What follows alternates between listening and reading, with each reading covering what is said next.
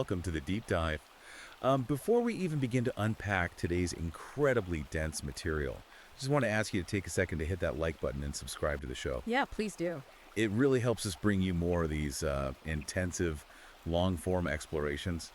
And trust me, you are going to want to be subscribed for the journey we are taking today. Oh, absolutely. We are undertaking a comprehensive, cover-to-cover review of a very recently published ebook. It's titled Deprogramming Feminism, Saving Souls from Leftist Ideological Possession and Sin. It was written by Conrad Riker, published in 2025. Just this year. Right, and just so you know, right off the bat, if you want to follow along or dig into the primary source yourself, this book is available for purchase right now on Amazon Kindle and Google Play Books. And he's got a Substack too, right? Yeah, the author actively encourages readers to follow him at Conrad Riker on Substack. If you want to read the raw source material, see his footnotes, and parse the data for yourself, that's exactly where you will find it. Okay, but before we go a single step further, we really need to lay down some very clear, non-negotiable ground rules for you, the listener. Definitely. Because this ebook is a highly controversial, intensely politically charged manifesto.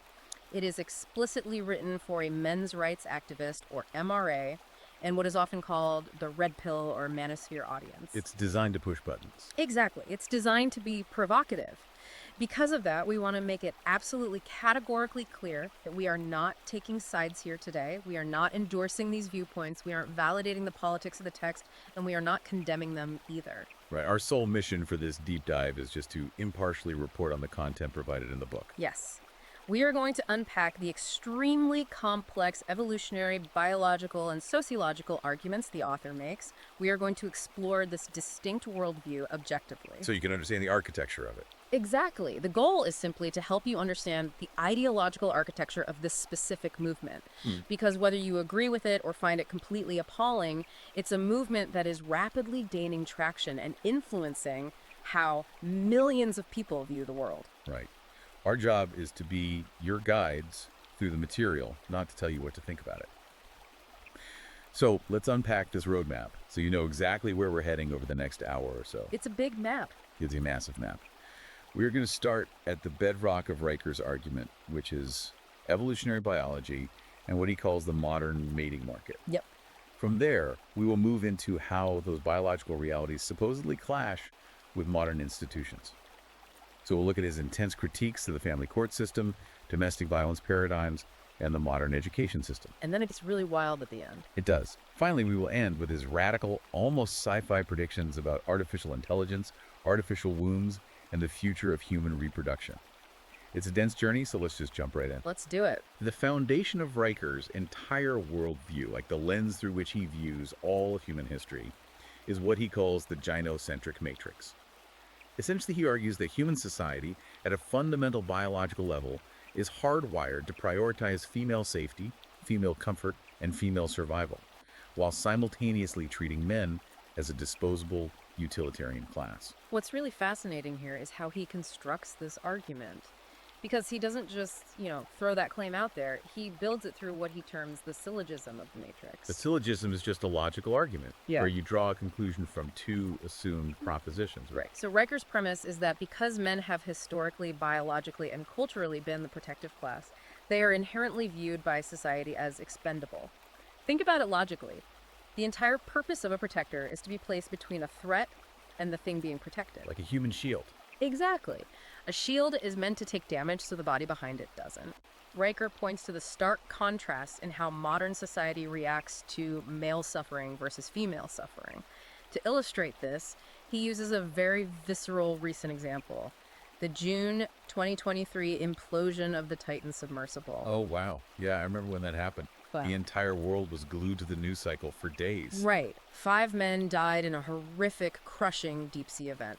But Riker meticulously documents the internet's reaction to this tragedy.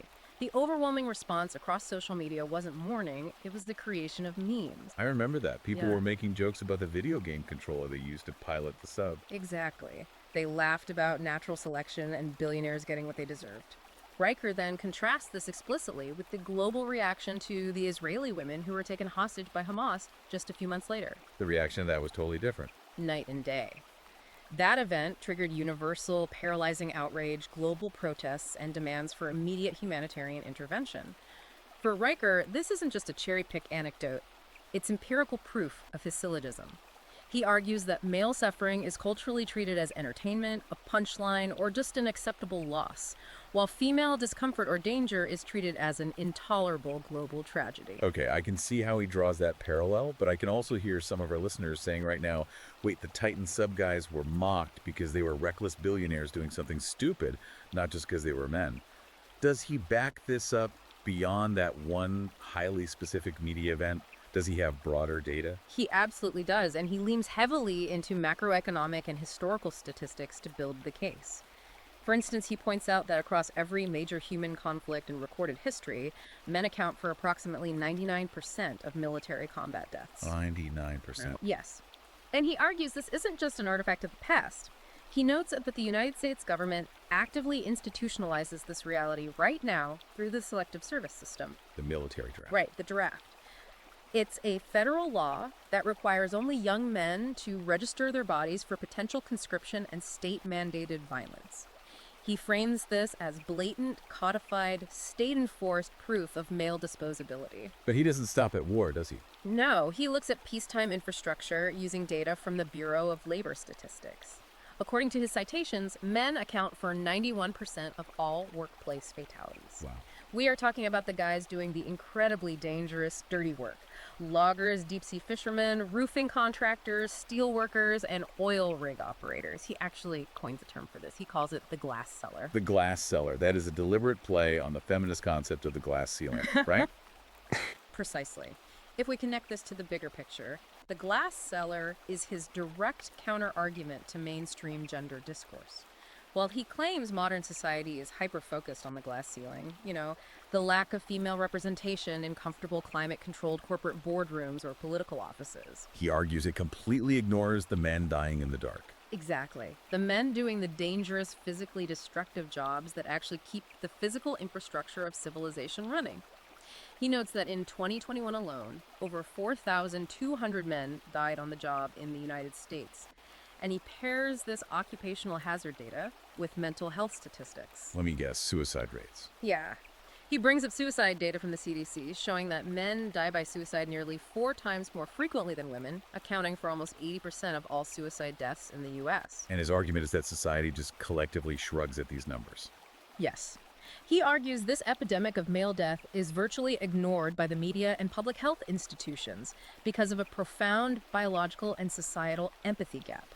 And to prove this isn't just a cultural construct, he cites a really fascinating 2016 psychological study by Feldman Hall, published in the journal Scientific Reports. What did that study find? In this study, researchers gave participants money and the option to either keep the money or spend it to prevent another person from receiving painful electric shocks. The results were startling. Participants actually required a significantly higher financial incentive to administer pain to women than they did to men. You're a kid. No.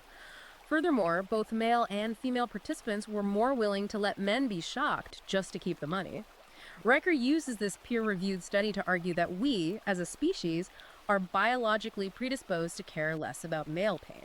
That is a deeply unsettling study to think about. He's essentially saying that our lack of empathy for men isn't a glitch in the system, it is the system.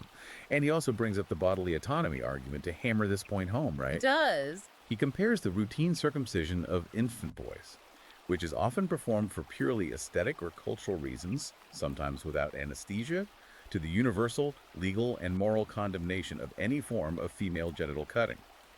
To him, the fact that society tolerates the cosmetic alteration of male infant genitals proves that male bodies are considered inherently less inviolable than female bodies. Right. So if we accept his premise that society views men as disposable utilities, what does this all mean for the broader argument? How does he explain why we are like this? Well, this brings us to a crucial pivot in the book. Riker argues that these social structures, the draft, the dangerous jobs, the empathy gap, they aren't just cultural accidents or the result of some arbitrary historical patriarchy. He firmly believes they are driven by ancient, immutable evolutionary mechanisms. Riker heavily relies on evolutionary psychology and completely aggressively rejects the blank slate theory. Let's pause there for a second, because blank slate is a term that gets thrown around a lot in sociology, just to make sure we're all on the same page. The blank slate theory is the idea that human beings are born with no innate mental content, right? Yeah. That all of our behaviors, gender roles, and preferences are entirely learned from society and culture. Exactly. It's the idea that if you raised a boy and a girl in a completely neutral, gender-blind vacuum, they would behave identically. Riker points to the work of cognitive psychologist Steven Pinker, who famously dismantled the blank slate model. Riker uses Pinker's framework to assert that male and female behaviors, desires, and social dynamics are not socially constructed at all. Instead, they are hardwired into our DNA by millions of years of brutal evolutionary selection. Okay, so how does he explain the hardwiring? To explain exactly how this works, Riker grounds his argument in something called Bateman's principle and Robert Triber's parental investment theory. Okay, I have definitely heard of parental investment theory, but Bateman's principle sounds a bit dense. Can you break that down for us? How does it work in the context of human dating and relationships? Absolutely. Think of it as the ruthless economics of biological reproduction. Bateman's principle essentially states that in most species, variability in reproductive success is greater in males than in females. Why is that? It comes down to parental investment theory. Consider the biological asymmetry between the sexes. A human female produces a very limited number of viable eggs in her lifetime. If she successfully mates, she faces an immense, resource-draining biological investment. 9 months of gestation, the physical trauma and mortal risk of childbirth, and years of nursing and child rearing. It's a massive toll on the body. Right, because her reproductive capacity is so scarce and the cost of making a mistake is astronomically high, evolution has designed women to be the choosier sex. They have to be incredibly selective about whose genetics they accept. Right, because if she chooses a weak, sickly, or unsupportive mate, her offspring might not survive, and she's lost years of reproductive potential. Exactly. Now, look at the male biological imperative. A man's minimum biological investment in reproduction can literally be over in 5 minutes. He produces millions of sperm daily. Because his reproductive capacity is practically unlimited and his biological cost is virtually zero, evolution has designed men to be the competitive sex. Men compete for the choosy females. Yes. Therefore, female reproductive success is limited by access to resources, while male reproductive success is limited entirely by access to females. Here is where the book gets really interesting, and frankly, where it gets incredibly controversial. Riker uses this foundational biological asymmetry to explain what the manosphere calls hypergamy, and the dual mating strategy often crudely referred to as alpha fucks, beta bucks. Walk us through how he applies these theories to human behavior. So, hypergamy is a sociological term that means marrying up. In Riker's evolutionary framework, hypergamy is the innate female drive to seek out a mate who is of higher status, possesses more resources, and displays greater genetic fitness than she does. And he doesn't think this is just a Western thing. No. To prove this is a universal human trait and not a cultural construct, he relies heavily on a landmark 1989 study by evolutionary psychologist David Buss. This is a very famous 37 culture study. Buss and his team surveyed over 10,000 people across radically different isolated societies. They went to hyper-capitalist European cities, they went to rural agrarian societies, and they went to isolated tribal villages that had almost no contact with Western media. And what were they looking for? They were looking for what men and women prioritized in a mate. Riker points out that the results were shockingly universal across every single culture. Regardless of religion, media influence, or economic system, women universally prioritize men who displayed status, ambition, and resource acquisition. Because evolutionary psychologists view those as cues for a man's ability to provide and protect. Right. Conversely, men universally prioritized women who displayed youth and physical attractiveness, which are biological cues for fertility and reproductive health. For Riker, this massive global study proves that gender preferences are identical across the globe simply because the biological hardware is identical. You cannot socialize these desires away. So he establishes this ancient Pleistocene era hardware. But we aren't hunting mammoths anymore. We are swiping on glass screens. How does he apply this ancient hardware to the modern dating market, specifically the world of Tinder, Bumble, and Hinge? He argues that modern technology hasn't changed human nature. It has just acted as an extreme magnifying glass for it. He relies heavily on a statistical concept called the Pareto principle, commonly known as the 80-20 rule. Right. In economics, this rule observes that 80% of outcomes often come from 20% of costs, like 80% of a company's sales coming from 20% of its clients. Exactly. Riker claims that dating apps have artificially amplified female selectivity to a breaking point, creating a Pareto distribution in human mating. How so? Because theoretically, dating apps give everyone access to everyone else. Shouldn't that democratize dating? You would think so, but Riker cites data suggesting the exact opposite. He points to a highly publicized, though heavily debated, internal study conducted by the dating site OkCupid. The data purportedly showed that while men rated female attractiveness on a relatively normal bell curve, meaning they found the majority of women to be of average attractiveness. The women were much harsher. Yeah, women rated a staggering 80% of men as below average in attractiveness. Wait, mathematically, that makes no sense. By definition, 80% of a population cannot be below the mathematical average. Precisely. Riker argues this shows a severe cognitive distortion driven by hypergamy in an environment of unlimited choice. He argues that on dating apps, the top 20% of high-status, highly attractive men receive 80% of all female attention, likes, and matches. Meanwhile, the bottom 80% of average men are effectively invisible, receiving almost zero engagement. So it's a winner-take-all market. He paints a picture of a brutally unequal mating economy where a small fraction of elite men have harem-like access to the majority of women, while the vast majority of men face absolute romantic and sexual destitution. And this ties into another major concept he explores called the wall, right? It's this incredibly blunt argument about female aging and sexual market value. Yes, the wall is a cornerstone concept in this space. Riker argues that a woman's sexual market value, her leverage in the dating market, is almost entirely tied to her youth and fertility. Therefore, he claims this value declines sharply and inevitably as she approaches and crosses age 30.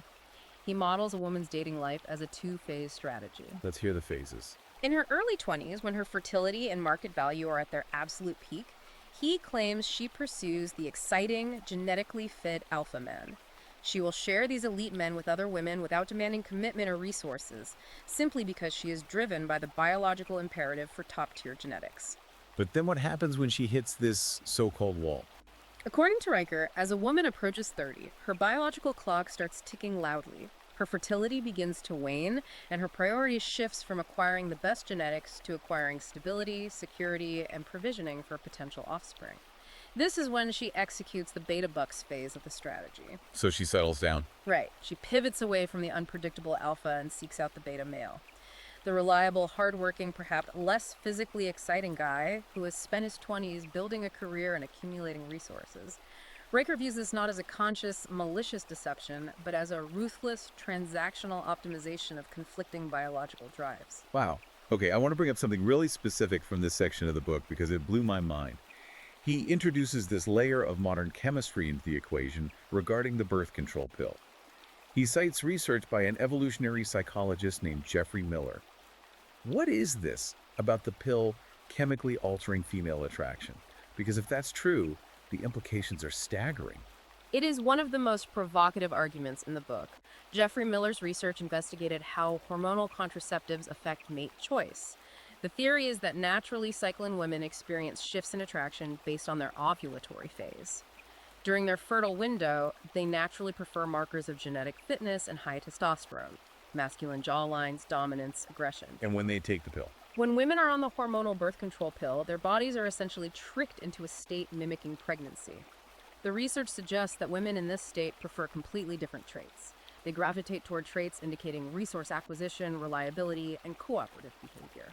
Basically, more feminine facial features and softer temperaments. So the pill makes women biologically prefer the beta male over the alpha male. That is exactly Riker's interpretation. He posits a disastrous sociological scenario. A woman spends her 20s on the pill to avoid pregnancy while focusing on her career. While on the pill, she meets, dates, and marries a reliable, gentle beta male because her hormone profile is telling her to seek out a cooperative provider. Then, in her early 30s, they decide to start a family. She stops taking the birth control pill. Her natural cycle comes back. Suddenly, her natural hormonal cycle returns. According to Riker's interpretation of Miller's data, this woman might literally wake up one day and find herself chemically and viscerally repulsed by the husband she chose, while suddenly craving the dominant alpha traits she had suppressed for a decade. That's insane. Riker uses this to hypothesize that modern chemistry is directly responsible for a massive generation of mismatched marriages and subsequent divorces. That is a terrifying thought experiment. If our biology is that hardwired and modern technology is actively scrambling those signals, what happens when this biological chaos collides with modern legal systems? Because that is where Riker takes aim next. He transitions from biology to the state, specifically focusing on the institution of marriage and the family court system. Right. And this is where his geopolitical and historical theories come into play. Riker argues that all the civilization, everything we have built from the wheel to the microchip, was built on a very specific patriarchal social contract of marriage. He looks at human history transactionally. Historically, men are the builders and the protectors. But why would a man expend his labor, risk his life, and give away his resources? He needs reason. Riker says men made a trade. They traded their immense labor and protection for two specific guarantees from society: paternity certainty, knowing that the children he is feeding are actually his, and a peaceful, supportive domestic sphere. He frames this through a physics metaphor, doesn't he? Something he calls the thermodynamics of history. I love a good analogy, so let's unpack that. How does he equate human civilization to thermodynamics? It is a brilliant, if controversial, framing device. Thermodynamics is the study of heat, work, and energy. Riker views civilization not as a natural state of being, but as a highly artificial, fragile construct that requires immense constant energy to prevent it from collapsing into entropy. Where does this energy come from? Riker argues it comes almost entirely from harnessing the excess kinetic energy of the male sex drive. The male sex drive built the modern world. According to this framework, yes. Think about a combustion engine. Uncontrolled, gasoline just burns and destroys. But if you put it in an engine, you harness those explosions to drive a piston and move a car forward. Riker argues that the patriarchal social contract is the engine of civilization. Society harnessed male aggression, competitiveness, and sexual desire and channeled it into productive labor. So men built all this infrastructure to get a mate. Men built infrastructure, innovated technology, and fought brutal wars, all to secure the resources necessary to attract a mate, form a family, and ensure the survival of their specific genetic legacy. He calls this the patriarchal dividend, and he claims this exact social contract produced the highest standard of living, the greatest technological advancements, and the most stable societies in human history. Okay, but if that contract was so successful, what broke it? Because his whole thesis is that the modern world is fundamentally broken for men. He argues that the state, specifically through the feminist movements of the 1960s and 70s, unilaterally broke this social contract through the introduction of no-fault divorce. No-fault divorce. Meaning you can legally dissolve a marriage without having to prove that your spouse did anything wrong, like adultery or abuse. You can just say irreconcilable differences and walk away. Exactly. Prior to no-fault divorce, marriage was a binding, lifelong contract. Riker argues that by instituting no-fault divorce, the state turned marriage from a secure contract into a predatory financial instrument. He calls the modern institution the marriage plantation and refers to the legal system surrounding it as the divorce industrial complex. Those are incredibly loaded, heavy terms. Let's break down why he views it as a plantation. What is the mechanism of oppression he sees here? According to Riker, the oppression lies in the asymmetry of enforcement. He argues that under no-fault divorce, a woman can dissolve a marriage at will at any time simply because she is unhappy or feels she can do better. However, while she is free to break the partnership, the state aggressively, with the threat of physical imprisonment, enforces the man's traditional obligation to provide resources long after the partnership ends. Through alimony and child support. Yes. He views family courts as a highly efficient wealth transfer mechanism from men to women. He claims it essentially indentures high-earning men to women who no longer want to be with them. And he brings the receipts for this, right? He has specific data on who is actually pulling the trigger on divorces and who benefits from them. He does. He points to sociological data showing that women initiate approximately 70 to 80% of all divorces in the United States. And when college-educated women are the demographic, that number jumps even higher, closer to 90%. Now, standard sociology might argue that women initiate divorce because they are unhappier in marriage or take on an unfair burden of domestic labor. Right, let me play devil's advocate for a second. Couldn't you argue that women are initiating divorce because men are failing to be good partners? You absolutely could, but Riker anticipates that argument and rejects it entirely. He argues that women initiate divorce at such astronomical rates because the legal system heavily incentivizes them to do so. He points out that despite supposedly egalitarian laws, women are awarded primary physical custody of children in approximately 85% of cases, Furthermore, they receive the vast, overwhelming majority of child support and alimony awards. It's a financial incentive. From Riker's cynical perspective, the state has turned female hypergamy into a taxpayer-subsidized revenue stream. Why stay with an average husband when the state will force him to fund your lifestyle while you re-enter the dating market? So, tying this back to his thermodynamics analogy, if the engine of civilization runs on the promise of a return on investment for male labor, what happens when that return is taken away? What happens when a man builds a house, raises a family, and then loses half his assets, his home, and access to his children on a Tuesday because his wife filed for a no-fault divorce? Riker argues that rational men observe this rigged casino and simply refuse to play. He uses the terms mancession and sexodus to describe a growing, silent phenomenon where men are systematically withdrawing their labor, their ambition, and their energy from society. They just opt out. If the legal risks of the marriage contract drastically exceed the biological and emotional benefits, a logical man will stop striving. He will do the bare minimum to survive, play video games, consume pornography, and refuse to build the infrastructure society needs. Riker warns that you cannot run a civilization if the male workhorses realize the plow is rigged to slaughter them. To bolster this economic argument, he also aggressively tackles one of the most famous feminist talking points, the gender wage gap. We've all heard the statistic that women make 77 cents for every dollar a man makes. Riker calls this a highly lucrative myth. How does he debunk it? He relies heavily on a comprehensive 2009 study known as the CONSAD report, which was actually prepared for the U.S. Department of Labor. Riker explains that the 77-cent statistic is a raw, unadjusted median. It simply takes the total earnings of all men and compares it to the total earnings of all women. But he argues this is intellectually dishonest because it ignores human behavior. Right. It doesn't compare a male engineer to a female engineer with the exact same experience. Precisely. Riker points out that the CONSAD report proved that when you control for the actual variables, when you factor in career choices, hours worked per week, continuous years in the workforce without taking time off for children, and the physical danger or undesirability of the occupation, The gap disappears. the so-called wage gap virtually evaporates to a couple of percentage points, which could easily be attributed to differences in negotiation tactics. Riker argues that men simply choose to work longer hours in more dangerous, high-stress, physically demanding jobs. Remember the glass seller. While women, generally speaking, prioritize safety, workplace flexibility, and personal fulfillment over raw income. The gap isn't discrimination, it's the result of free choices driven by biological preferences. And he takes this idea of biological preference driving career choice to an absolute extreme when he analyzes what sociologists call the Nordic paradox. I thought this was one of the most compelling arguments in the book. Can you explain the Nordic paradox? This is a fascinating sociological phenomenon. If the blank slate theory is correct, if gender roles are entirely socially constructed by oppressive patriarchies, then logic dictates that in the most progressive, egalitarian, feminist societies on Earth, you would see a perfect 50-50 split of men and women in every profession. Right. If you remove the societal pressure, boys and girls should naturally choose all jobs equally. Exactly. So researchers looked at Scandinavian countries, Sweden, Norway, Denmark. These countries have pushed for maximum egalitarian freedom, massive social safety nets, and aggressive gender quotas for decades. They have done everything possible to remove structural barriers for women in STEM fields and men in nursing or childcare.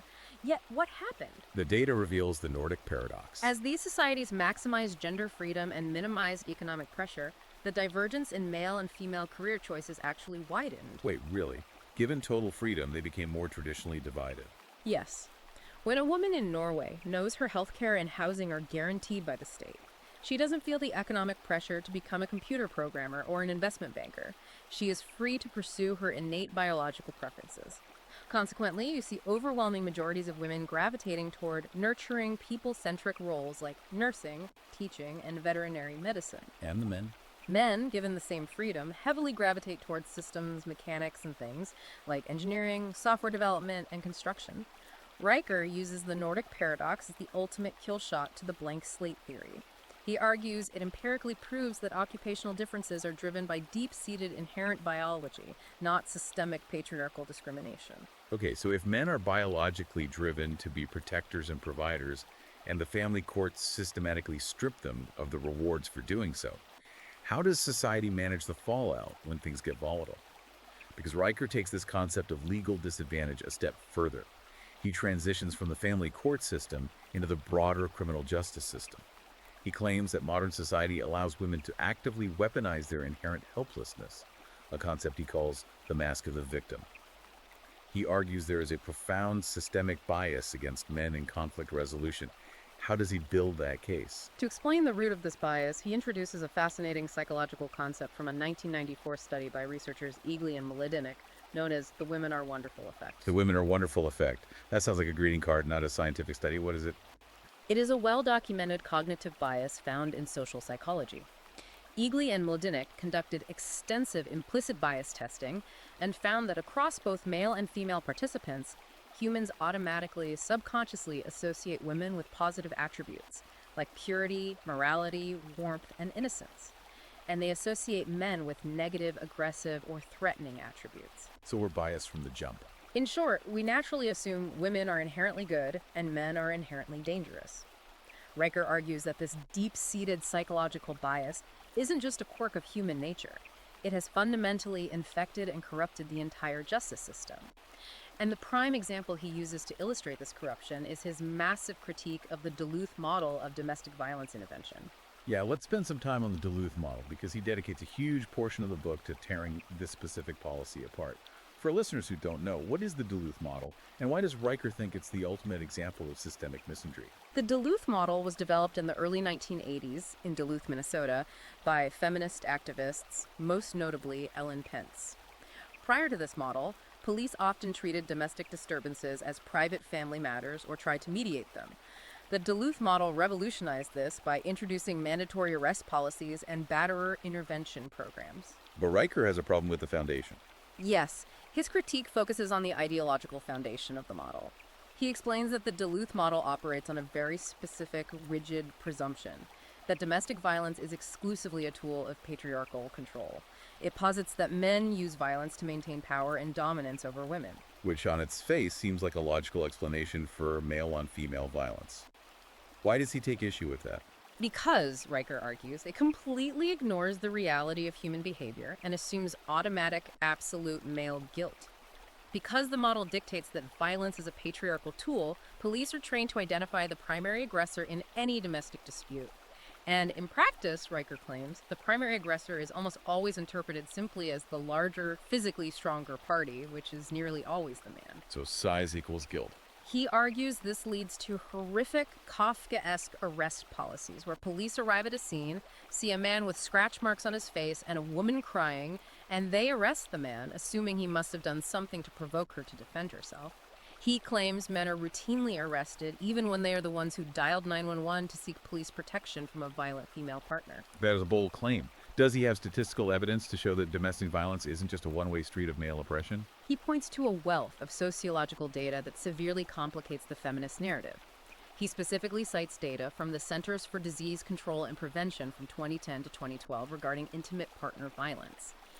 According to the data he highlights, in incidents of severe physical domestic violence, approximately 40% of cases are actually reciprocal. Meaning both partners are violent. Both the man and the woman are actively engaging in physical violence against each other.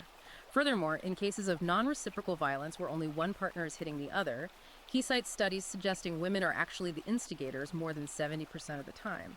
Riker contrasts these statistics with the Duluth model's rigid assumption of male guilt, arguing that the justice system actively ignores female violence and criminalizes male self-defense. And he also heavily criticizes the Violence Against Women Act, or VOEA, in this context, right? He claims the federal government actually incentivized these biased arrests. Yes, VOEA was landmark legislation passed in the 1990s.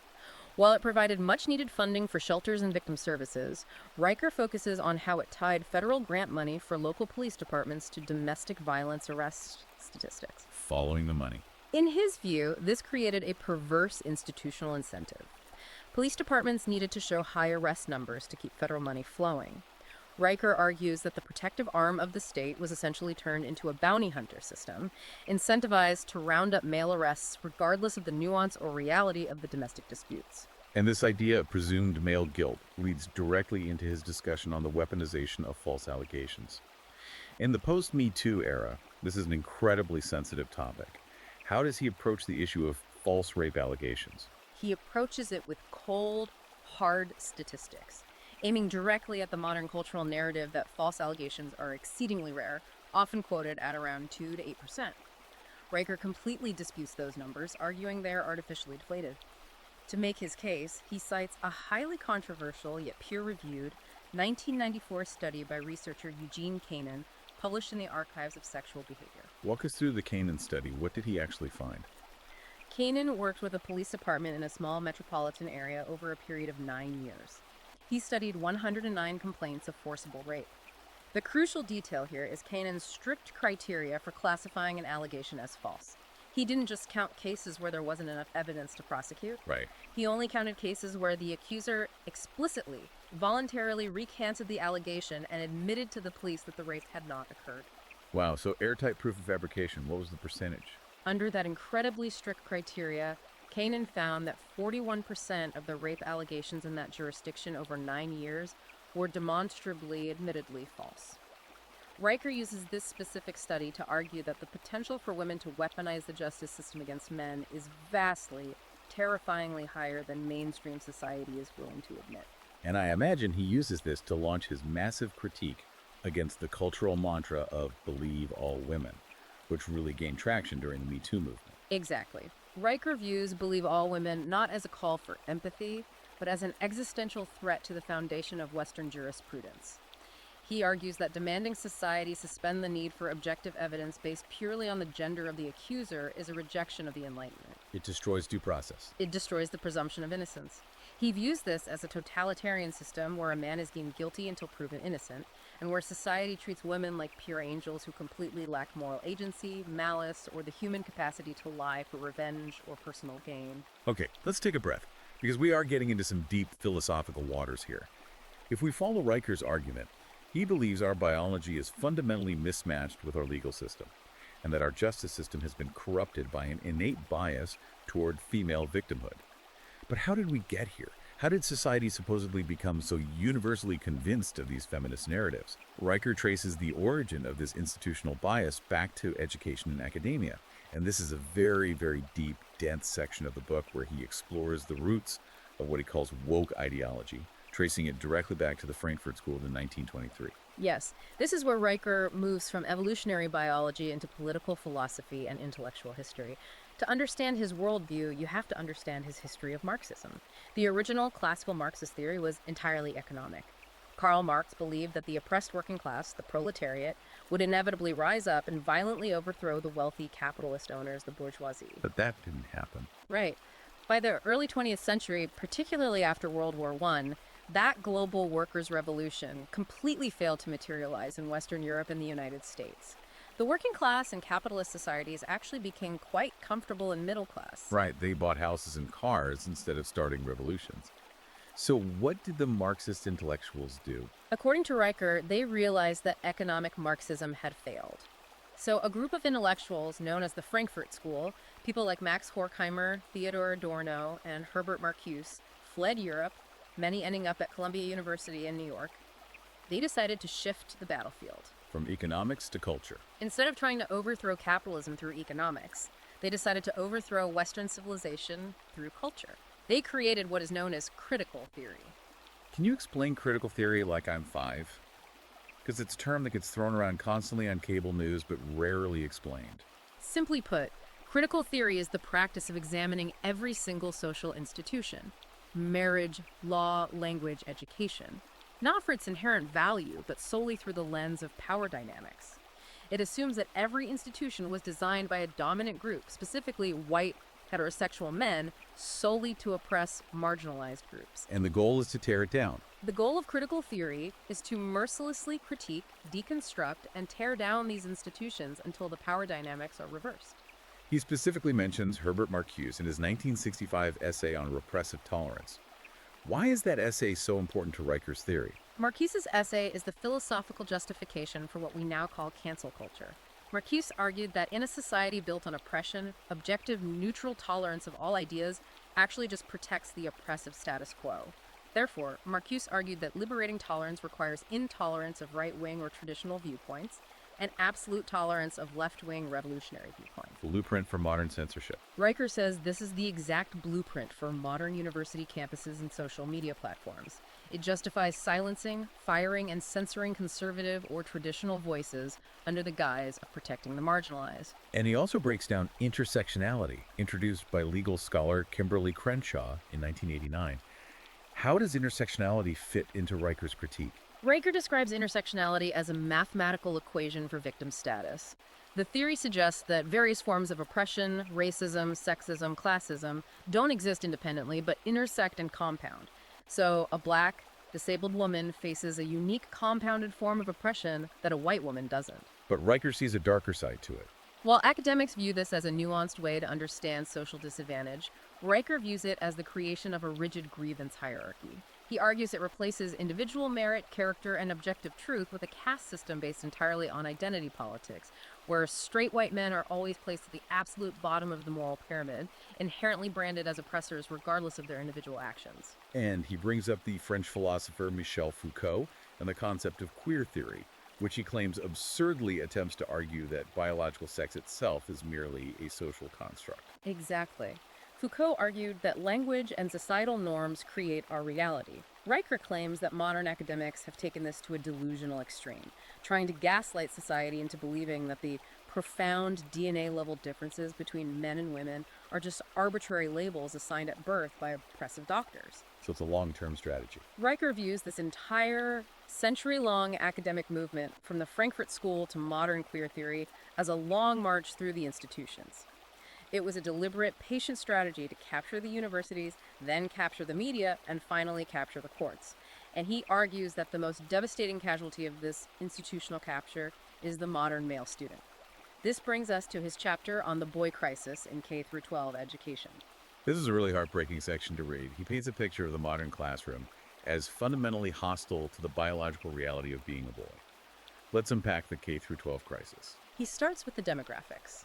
He cites data stating that roughly 76 to 80% of all public school teachers are female. From a purely biological and temperamental standpoint, Riker argues this creates an environment that inherently, perhaps subconsciously, penalizes male behavior. Because boys act like boys. Little boys are naturally wired by evolutionary biology to be competitive, aggressive, hierarchical, and physically active. They need to roughhouse, take risks, and assert dominance.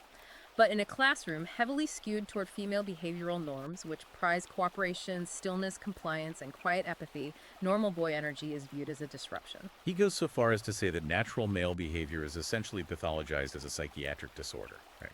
He does.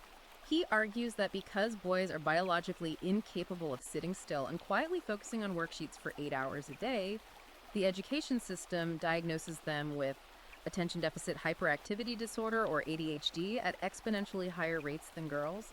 And the solution isn't to let them run outside. The solution is to chemically suppress their natural energy with amphetamine-based medications like Ritalin and Adderall. He calls it a chemical castration of the spirit designed to create docile, compliant factory workers. That is a brutal indictment of the school system. And he says the situation for men gets exponentially worse when they reach higher education. He points out a statistic that really surprised me. Men now make up only about 40% of college students nationwide. We always talk about the need to get women into college, but men are actually the minority now. What does Riker blame for this massive dropout of men from higher academia? He blames a deeply hostile, ideologically captured environment, focusing specifically on the weaponization of Title IX. Title IX was originally a 1972 civil rights law meant to ensure equal funding for men's and women's sports and educational programs. But Riker argues it was mutated into a weapon of male destruction, specifically pointing to the 2011 Dear Colleague letter issued by the Obama administration's Department of Education. All right, we need to go into heavy detail on this Dear Colleague letter because it's central to his argument about the complete loss of due process for men. What did this letter actually do? The 2011 directive fundamentally changed how universities were legally required to handle accusations of sexual assault on campus. Under threat of losing all their federal funding, universities were forced to adjudicate these incredibly serious, essentially criminal allegations using a standard called the preponderance of the evidence. Which is a very low bar. In a real criminal court, to take away a man's freedom, you must prove his guilt beyond a reasonable doubt, roughly a 99% certainty. The preponderance standard only requires a 50.01% likelihood of guilt. It means more likely than not. So if a university panel is just 51% sure a 19-year-old kid committed an assault, they can brand him a sex offender and expel him, ruining his life. Exactly. Riker argues this mandate created terrifying shadow justice systems on college campuses. These were secret academic tribunals run by university administrators who had zero legal training. To comply with the Dear Colleague pressure, universities stripped accused men of fundamental constitutional rights. No right to a lawyer. Accused men were often denied the right to legal counsel, denied the right to see the evidence against them, denied the crucial right to cross-examine their accusers, and fundamentally denied the presumption of innocence. Riker argues these campus courts were kangaroo courts designed entirely to generate high expulsion numbers of men to satisfy federal administrators and feminist activists. To illustrate the terrifying real-world consequences of this ideology, he points to several high-profile case studies. Let's talk about the 2006 Duke lacrosse case. The Duke lacrosse case is the ultimate cautionary tale in Riker's framework. In 2006, 3 white male players on the Duke University lacrosse team were falsely accused of rape by a black female stripper hired to perform at a team party. Before any evidence was processed, the media, the university faculty, and activist groups immediately convicted the boys in the court of public opinion. Because it fit the narrative perfectly. It fit the intersectional narrative perfectly. Privileged, toxic white male athletes violently oppressing a marginalized minority woman. The local prosecutor, Mike Nafong, aggressively pursued the case, largely to bolster his own election campaign. But the entire thing fell apart. Spectacularly. It turned out the accuser had completely fabricated the story. Furthermore, prosecutor Mike Nafong intentionally withheld exculpatory DNA evidence that proved the player's innocence. The boys were eventually declared completely innocent by the state attorney general, and Nafong was disbarred and jailed for contempt. But Riker points out that the Duke faculty members who signed a public letter condemning the boys never apologized. The narrative was more important than the truth. He also mentions the 2017 Evergreen State College riots as another prime example. Paint the picture of what happened there because it sounds completely insane. Evergreen State was a radical progressive college in Washington state. They had an annual tradition called the Day of Absence, where historically minority students and faculty would voluntarily leave campus for a day to highlight their contributions. But in 2017, the organizers flipped the script. They demanded that all white students and faculty leave the campus, essentially mandating a day of racial segregation. And a professor objected. A biology professor named Brett Weinstein, a lifelong progressive and Bernie Sanders supporter, wrote a polite email refusing to participate, arguing that forcing a racial group to leave campus was immoral. And what was the reaction? Absolute chaos. A mob of enraged students essentially took over the campus. They hunted Weinstein, roaming the halls with baseball bats, demanding he be fired.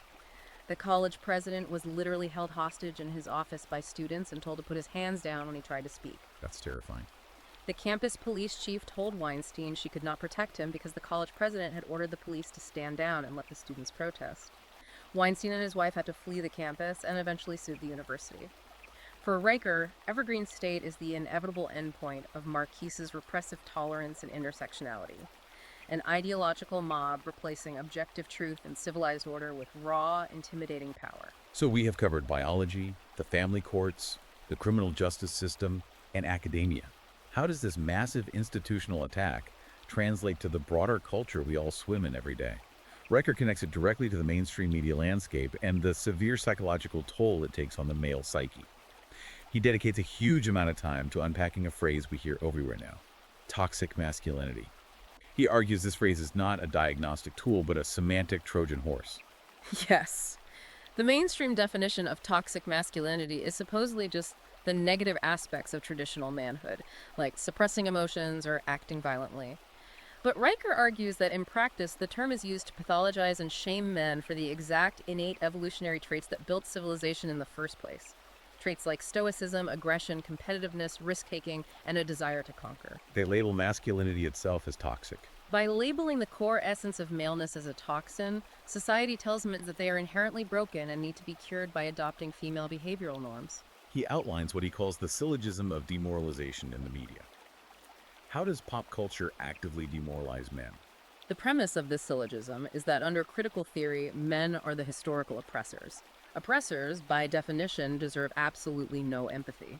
Therefore, Male suffering, failure, and physical pain are treated as comedy or as justified karmic punishment in pop culture. This makes me think of an analogy. It's kind of like how almost every sitcom dad from the 1990s onward, think Homer Simpson, Peter Griffin, or Ray Barone, is portrayed as an absolute bumbling idiot who constantly makes terrible decisions and needs his highly competent, long-suffering wife to save him from himself. Riker is saying that's not just a lazy comedy trope. It's a symptom of a culture that holds men in deep contempt. Exactly. The media portrays men as either dangerous predators or incompetent buffoons. There is no modern cultural archetype for the noble, stoic patriarch. Riker also notes how modern historical fiction and fantasy media arbitrarily gender swap roles, erasing historical male sacrifice, and how superhero movies constantly depict 110-pound women physically dominating large, highly trained male soldiers in hand-to-hand combat. Why does that specific action movie trope bother him so much? Because he argues it blatantly denies the biological reality of sexual dimorphism. Biologically, adult men possess roughly 90% more upper body muscle mass and significantly denser bone structures than women. Riker claims that constantly portraying women as physical equal or superior to men in combat isn't just girl power fantasy. It creates a dangerous false expectation of physical capability, and it psychologically minimizes the very real biological necessity of male physical protection. He brings up a very specific, real-world corporate example of this media misandry. The infamous 2019 Gillette ad campaign. This was a massive cultural moment. What was the ad and why did it backfire so spectacularly? The ad was titled "The Best Men Can Be," playing on their classic slogan. Instead of selling razors by showing handsome men shaving, the ad was a 2-minute lecture about toxic masculinity, bullying, and sexual harassment. It featured clips of men acting terribly, mansplaining, and harassing women with a voiceover asking, "Is this the best a man can get?" and demanding that men hold each other accountable. Gillette thought they were making a progressive, socially responsible statement. How did the market react? The market backlash was historically brutal. Men viewed it as a razor company openly expressing contempt for its own core customer base. The YouTube video became one of the most disliked videos in the platform's history, and Reichel points out the financial consequences. Procter & Gamble, Gillette's parent company, eventually took an $8 billion non-cash write-down for the Gillette brand. $8 billion.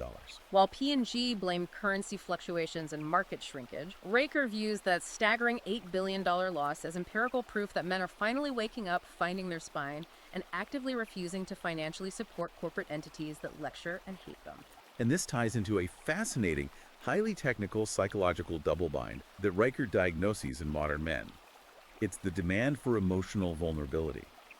Modern society, and modern women in particular, constantly tell men that they need to open up, cry, share their fears, and be completely emotionally vulnerable. However, Riker utilizes some intense psychological research to explain why doing this is basically a death sentence for a man's relationship. He brings in the work of transactional analysis pioneer Eric Berne and neuroeconomist Paul Zak. Let's break this down because it is fascinating. Who is Eric Berne? And what is his model? Eric Berne was a psychiatrist who developed a theory in the 1950s called transactional analysis. His core model is the parent-adult-child, or PAC model. He posited that in any social interaction, humans adopt one of these 3 ego states. An adult state is rational and objective. A parent state is nurturing but also authoritative and critical. A child state is dependent, emotional, and seeking approval. How does Riker apply this to modern dating and the nice guy syndrome? Riker argues that when a man attempts to be completely vulnerable, when he acts like the stereotypical nice guy who constantly defers to his partner, over-communicates his insecurities, and seeks emotional validation, he is unconsciously adopting the child ego state. Which forces the woman to be the parent. Consequently, this forces his female partner to adopt the parent ego state to manage his emotions. Berne's theory, as applied by Riker, suggests that this parent-child dynamic in a romantic relationship inevitably breeds deep psychological and sexual contempt. A woman cannot remain sexually attracted to a man she feels she has to mother. That makes a harsh kind of logical sense. But what about the physiological side? He mentions Paul Zak's research on oxytocin. Oxytocin is often called the cuddle hormone, right? It's the chemical of love and bonding. Yes, but Zak's research reveals a dark side to it, particularly for men. Riker highlights Zak's findings showing that when men exhibit excessive, unreciprocated empathy, when they act as the emotional sponge for a volatile partner without getting support in return, their biochemistry starts to break down. This constant emotional labor causes their cortisol levels, the stress hormone, to remain chronically elevated. And chronic cortisol destroys the body. And chronic cortisol doesn't just make you anxious, it physically degrades your body. Zach's research links this chronic stress to the shortening of telomeres, which are the protective caps on the ends of our DNA chromosomes. When telomeres shorten, cellular aging accelerates. Riker is quite literally arguing that being a vulnerable, overly empathetic nice guy to a demanding partner will put you in an early grave. He is incredibly blunt about this. He says vulnerability is a trap. He claims that evolutionary psychology dictates that vulnerability in men acts as a submission signal. It broadcasts weakness, and therefore it drastically lowers a man's sexual market value. Riker claims that when a man opens up about his deepest traumas or insecurities early in a relationship, it doesn't trigger maternal empathy in a potential female partner. It triggers visceral, biological disgust. Because according to his evolutionary framework, biology respects strength, competence, and protection. Biology despises weakness. Exactly. And this dark diagnosis of modern society, the rigged legal system, the biological traps, the hostile culture, leads us directly to the culmination of the massive book. Having diagnosed the disease, Riker prescribes a radical set of solutions for men trying to survive within this matrix. He refers to this final section as the Red Pill Survival Manual. So what is the solution? If the game is entirely rigged, how does a man win? Riker's answer is that you win by refusing to play by their rules. The core philosophy of his survival manual is the adoption of strict, uncompromising stoicism and the maintenance of what the manosphere calls psychological frame. He heavily cites the ancient Roman emperor Marcus Aurelius and the Greek philosopher Epictetus. But he defines stoicism a bit differently than just don't show emotion. He does. He clarifies that true stoicism isn't about being an emotionless robot or burying your feelings until you explode. It is about absolute self-mastery. It is the realization that you cannot control the external world. You cannot control the family courts, you cannot control female hypergamy, and you cannot control the media. You can only control your internal reaction to them. Maintaining frame. Maintaining frame means establishing your own reality, your own boundaries, and your own mission in life, and absolutely refusing to allow the volatile emotions, tests, or demands of others, specifically female partners, to dictate your emotional state or knock you off your path. And practically, socially, he explicitly aligns this philosophy with the movement known as MGTOW. Men going their own way. The media often portrays MGTOW as a bitter hate group. How does Riker define it? Riker's very careful to define MGTOW not as a hate group, and not as men sitting around complaining about women. He defines it strictly in economic and strategic terms. MGTOW, to Riker, is a rational, calculated labor and resource strike. He uses a gambling analogy. If you sit down at a casino table and realize the dealer is dealing from the bottom of the deck, the rules change arbitrarily, and the house can confiscate your chips at any moment, the only rational move is to fold your hands, stand up, and walk away from the table. Just don't play. If the modern marriage contract is a predatory financial instrument designed to strip a man of his resources, MGTOW is the logical choice to preserve your life, liberty, and property by simply refusing to sign the contract. To execute this strike safely, he advocates building what he calls a fortress of solitude. This is his intense financial defense strategy. Explain the fortress. The fortress of solitude is built on the premise that a man cannot lead, cannot maintain frame, and cannot be truly independent if a family court judge can strip him of his life savings on a whim. Therefore, Riker advises men to completely systematically exit the traditional centralized banking system, where assets are easily tracked, frozen, or seized by the state. He goes into crypto. He advocates for allocating capital into decentralized, untraceable cryptocurrencies like Bitcoin. He pushes for the hoarding of physical, untraceable precious metals like gold and silver. And for men with significant businesses or real estate, he outlines the use of complex, irrevocable offshore trusts to legally hide and protect assets from the reach of Western family courts. He is basically telling men to become financial ghosts. But he doesn't just focus on money. This financial defense is paired with an intense physical and psychological hardening process, which he calls the triad of fortitude. This is where he gets into extreme biohacking. What are the three pillars of this triad? First, he demands the building of physical resilience and autonomic control through extreme cold exposure. He explicitly cites the Wim Hof method, taking freezing ice baths and practicing hyperventilation breathing. He argues this isn't just a tough guy gimmick. It biologically suppresses systemic inflammation, builds mental calluses, and forces the body into a state of acute stress adaptation. And the second? Second, he mandates heavy compound weightlifting, squats, deadlifts, bench presses. This isn't for vanity. He cites endocrinology to show that moving heavy iron naturally boosts testosterone and norepinephrine, which are the vital chemical substrates of male dominance, energy, and frame control. And the third pillar is dietary, right, intermittent fasting. Yes, specifically a 16-8 intermittent fasting schedule, meaning you fast for 16 hours and eat all your calories in an 8-hour window. But his reasoning isn't just about losing weight. He argues that modern men are drowning in a sea of constant unearned pleasure. Junk food, video games, endless entertainment. Fasting is a mechanism to forcibly reset the brain's dopamine receptors. It breaks the addiction to modern instant gratification and trains the brain to endure deprivation and associate reward only with difficult, delayed achievement. That dopamine reset is absolutely crucial to his next point because he issues a massive apocalyptic warning against the digital traps that he says are destroying modern men. He specifically targets the infinite novelty of high-speed internet pornography. This goes way beyond morality for him. It's pure neurology. It is entirely neurological. He cites deep neurobiological research detailing the buildup of a protein called delta FOSB in the brain's reward center. When a man engages with the infinite, escalating novelty of internet porn, it floods the brain with unnatural levels of dopamine, triggering the accumulation of delta FOSB.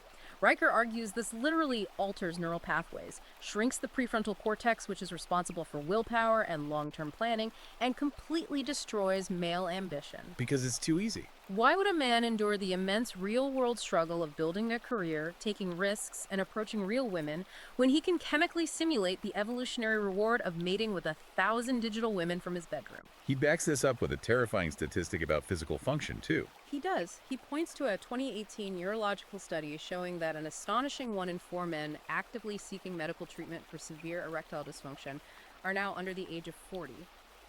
Riker argues this is unprecedented in human history. He claims that the digital harem of pornography has fundamentally corrupted male biology, turning what should be aggressive, conquering men into docile, physically impotent consumers who are pacified by pixels. Okay, we have reached the absolute peak of the mountain here. We've covered the biology, the societal collapse, the financial strategies, and the physical biohacking. Which brings us to the book's radical, genuinely sci-fi conclusion, The Horizon of the Artificial. Riker doesn't believe society will peacefully return to the traditional 1950s family model. He believes that technology is the only thing that will ultimately liberate men from the gynocentric matrix. He envisions a future entirely driven by artificial wombs, a process called ectogenesis, and highly advanced AI companions, like the digital avatars from Replica or the physical robotics of Real Doll. This final chapter is where he ties his entire sociological and biological thesis together into a wild prediction. He argues that for the entirety of human history, the foundation of all female societal and biological power is what he crassly calls the golden uterus, the absolute unyielding biological monopoly on gestation and human reproduction. Because women control access to the womb, society has bent to accommodate their evolutionary imperatives. But, Riker asks, what happens when technology breaks that monopoly? Ectogenesis, the ability to grow a human fetus entirely outside the human body in a synthetic mechanical womb. Exactly. The science for this is already progressing rapidly with animal models. If or when artificial wombs become viable and commercially available for humans, the leverage women hold evaporates instantly. Riker envisions a scenario, positing the year 2045, where a man who wants to have a child and build a family no longer needs to navigate the brutal, Pareto-distributed, hypergamous mating market. He doesn't need the marriage contract. He doesn't need to sign a dangerous, financially ruinous marriage contract. He doesn't need to risk losing his children in family court. He can simply provide his genetics, utilize an artificial womb, and raise his legacy independently. And he pairs this reproductive technology with the rise of artificial intelligence for companionship, right? Yes. He predicts that as AI companions cross the uncanny valley, becoming conversationally indistinguishable from humans and physically integrated into hyper-realistic robotics, they will fulfill the male desire for peace, loyalty, and sexual intimacy without the volatility, transactional demands, or legal risks of a modern human relationship. He predicts this dual technological disruption will permanently sever the biological imperative that has forced men and women to cooperate. It will end the current social contract, allowing a return to a rational, technologically driven male order, completely freed from the biological constraints of the Matrix. Okay, let's take a massive breath. We have covered an absolutely immense amount of ground today. We have recapped this extensive, intense, and frankly exhausting journey through Conrad Reicher's entire worldview. We started at the very beginning with the evolutionary arguments regarding hypergamy, the 80-20 rule of dating apps, and the concept of male disposability as seen in combat and workplace deaths. We moved through his incredibly harsh, data-driven critiques of the family court system, the Duluth model of domestic violence, and the capture of academia by cultural Marxism and critical theory. And we culminated in his radical call for strict male sovereignty through MGTOW, stoicism, biohacking, and ultimate world-altering technological independence. It is a sweeping, deeply controversial, and meticulously structured architecture of thought. It touches on almost every single aspect of modern social dynamics, law, history, and biology. And as we conclude this deep dive, we want to leave you, the listener, with a final, profound question to ponder. Regardless of where you stand politically on everything we've discussed today, whether you view Riker as a visionary truth-teller or a dangerous reactionary, his vision of 2045 forces us to confront a staggering technological possibility. If artificial wombs and highly advanced AI companions eventually completely bypass the biological reproduction and traditional relationship dynamics that have defined our species since the dawn of time, what actually happens to the human social contract? If technology eventually removes the fundamental biological necessity that binds men and women together for survival and continuation, will we find new, evolved, higher-level ways to connect emotionally and spiritually? Or will the sexes completely diverge into separate, isolated, synthetic realities, ending human romance as we know it? That is a wild, terrifying, and fascinating thought to leave on. As a final reminder, today we have been doing a comprehensive deep dive reviewing the massive ebook, Deprogramming Feminism by Conrad Reicher. If you want to dive into the data, check his sources, or read this extensive source material for yourself, you can go buy it right now. Check it out on Amazon Kindle and Google Play Books. And remember, if you want to see what the author is writing about right now, you can follow him at Conrad Reicher on Substack. Thank you so much for sticking with us and joining us on this incredibly intense hour-long deep dive today. If you made it this far, please, right now, don't forget to like this video and subscribe to the show so you never miss an exploration like this one. We will see you next time.